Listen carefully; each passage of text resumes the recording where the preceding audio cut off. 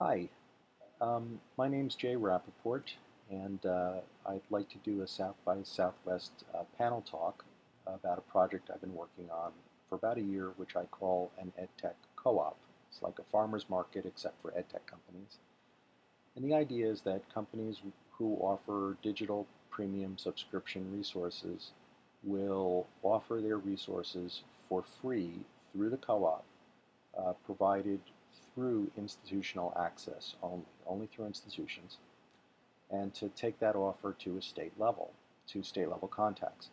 So vendors can have their resources available through every college, every K-12 school, every public library in a statewide state basis.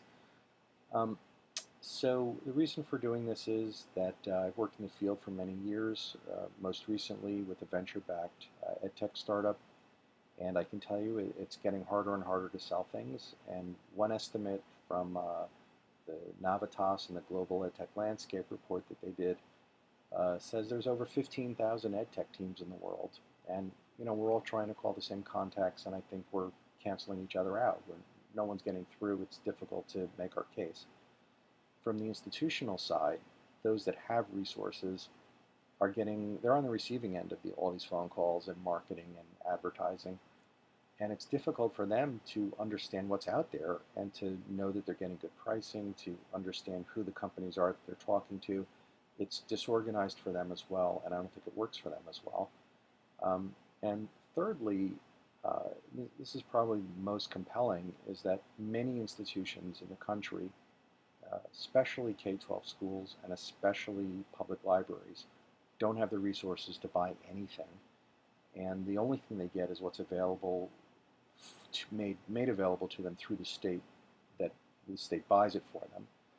So if you go to a major institution like the New York Public Library, look at their subscriptions that they buy, that make available through their patrons, they'll have hundreds of resources.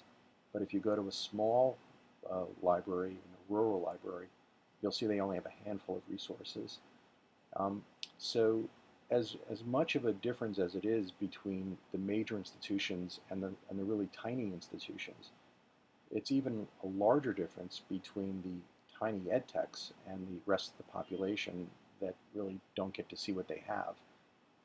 Edtech companies typically spend their time and energy at the beginning perfecting their product. Then they have to figure out how to sell it, how to get it out there, how do they introduce themselves, how do they grow awareness.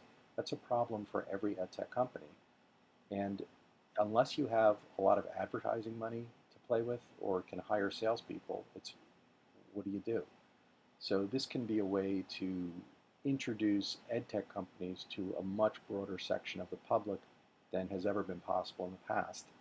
Um, I'm hoping to be doing a demo prototype of this process. I have one state level organization that's expressed some interest in a demo, and I have a handful of companies right now that are willing to try it. So I think there's a good chance we're going to get this going, and I'd love to come in and give you an update on how it's going and talk through the process, talk through the model, talk through the business arguments. It'll be a 30-minute panel discussion with a Q&A. I hope you'll find it interesting and worthwhile pursuing. I hope you'll vote for this project, and with a little luck, I hope to see you at South by Southwest in the spring. Thank you very much.